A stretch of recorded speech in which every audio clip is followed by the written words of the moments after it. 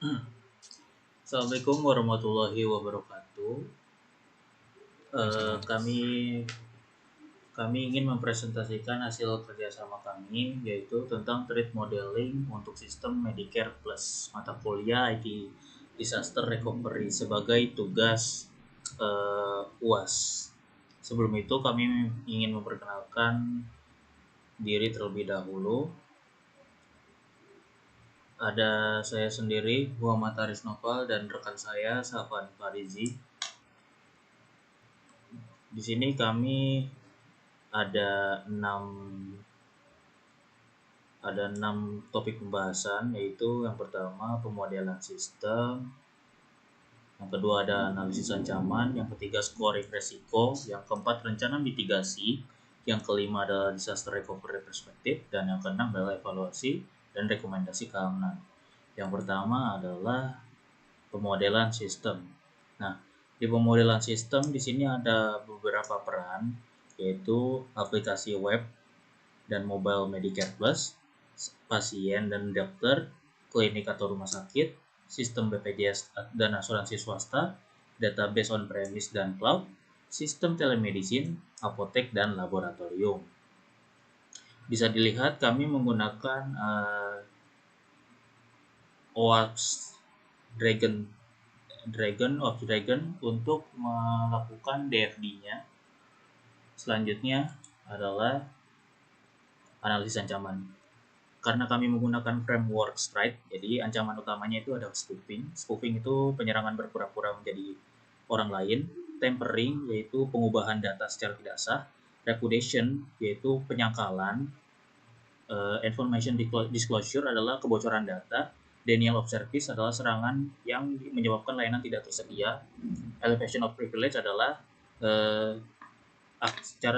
cara mendapatkan akun dengan jabatan tertinggi dengan cara yang ilegal.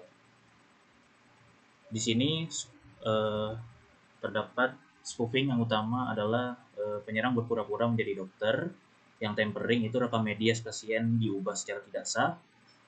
Repudiation adalah dokter menyangkal telah mengirim resep yang salah. Information disclosure adalah data pasien bocor. Denial of service, serangan DOS yang pada sistem telemedicine, dan elevation of privilege adalah staf klinik yang mendapatkan akses admin. Selanjutnya adalah scoring resiko. Nah, kami menggunakan scoring CFSS versi 4. Jadi kami menggunakan kalkulator CFSS dari website First. Yang pertama adalah spoofing dokter, memiliki skor 9 yang termasuk kategori kritikal. Tampering database 7.1, repudiation dokter 4.6 termasuk kategori medium, information disclosure 9.2 termasuk kritikal, DOS telemedicine 9.2, dan elevation staff 8.8. Selanjutnya adalah rencana mitigasi. Rencana mitigasi ini kami prioritaskan untuk ancaman yang memiliki kategori hack saja. Seperti spoofing dokter diterapkan autentikasi MFA untuk semua pengguna. Untuk tampering data, penggunaan enkripsi end-to-end dan integritas data dengan hashing.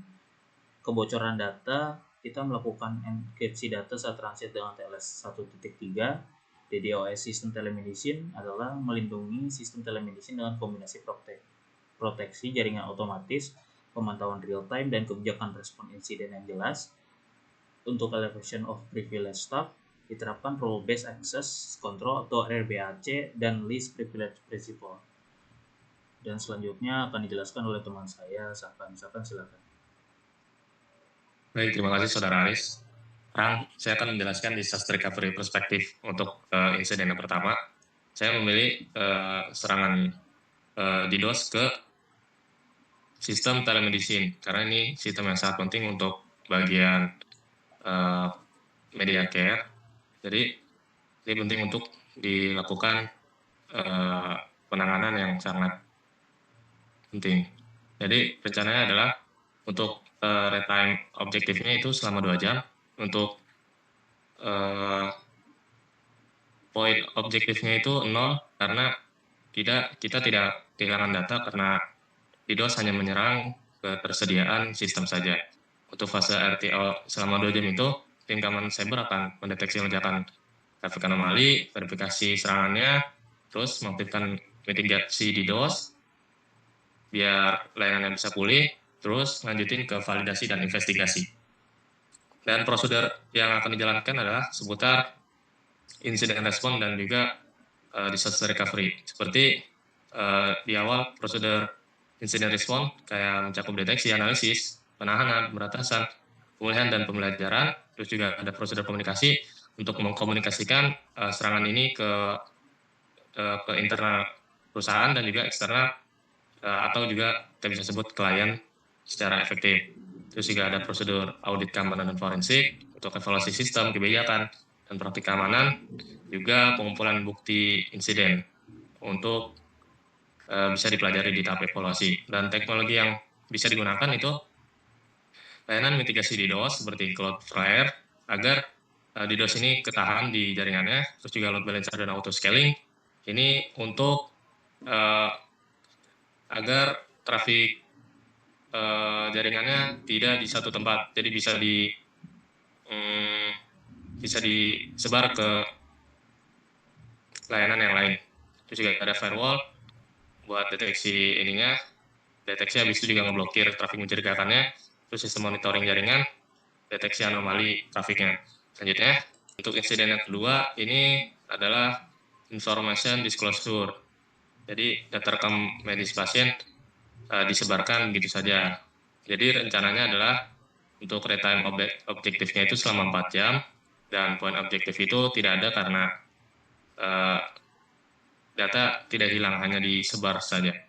Terus selama fase RTO itu mendeteksi akses mencurigakan, dan mencari sumbernya di mana, memahami juga bagaimana kebocoran itu terjadi, terus selanjutnya akan melakukan pemulihan dan penguatan sistem. Prosedur yang dilaksanakan sama seperti sebelumnya, sama seperti di insiden yang pertama. Lalu teknologi yang bisa digunakan itu kita menggunakan SIEM untuk memantau log dan deteksi anomali oleh admin ya. Juga DLP biar data sensitif nggak tersebar, terus menerapkan IAM dan juga MFA biar hak aksesnya terkendali. Terus juga ada enkripsi data at rest dan in transit biar data yang bocor itu tidak bisa dengan mudah diketahui atau dipahami. Selanjutnya, lalu kita masuk ke tahap evaluasi. Di tahap ini, setelah kita mengalami insiden-insiden tersebut, kita akan mempelajari bagaimana insiden tersebut terjadi dan mengapa terjadi. Dan setelah itu kita menerapkan teknologi untuk menguatkan sistem kita. Seperti ada langkah-langkah yang biasa dapat dilakukan, kayak penilaian kerentanan, kita menilai menggunakan tools yang sudah otomatis, kayak sistem yang kita teliti, aplikasi, dan juga infrastrukturnya. Dan juga ada pengujian penetrasi, audit konfigurasi, review kebijakan, analisis log, wawancara dan survei, dan juga ada penilaian risiko untuk mengidentifikasi aset apa saja yang bakal terdampak dan sangat krusial. Selanjutnya, dan rekomendasi teknologinya bisa menerapkan static atau juga dynamic application security testing untuk memastikan kode kita itu terjamin aman. Terus juga ada pelatihan ke staff IT, karyawannya semuanya biar tahu coding praktisnya gimana dan ancaman terbaru tuh kayak apa aja. Terus juga mastiin sistem operasi semuanya itu udah update ke versi yang baru, konfigurasi servernya dan aplikasi itu cuma buat hak akses dan fitur yang mutlak yang diperlukan aja, isolasi sistem medis secara terpisah, aktifin login, dan sebagainya yang sudah saya jelaskan. Dan sini juga ada memanfaatkan SSO untuk menyederhanakan agar proses login autentikasi itu lebih sederhana dan membuat pengguna lebih nyaman. Selanjutnya, baik itu saja dari kami. Saya Sofwan Farizi dan Muhammad Aris Noval pamit undur diri. Terima kasih. Assalamualaikum warahmatullahi wabarakatuh.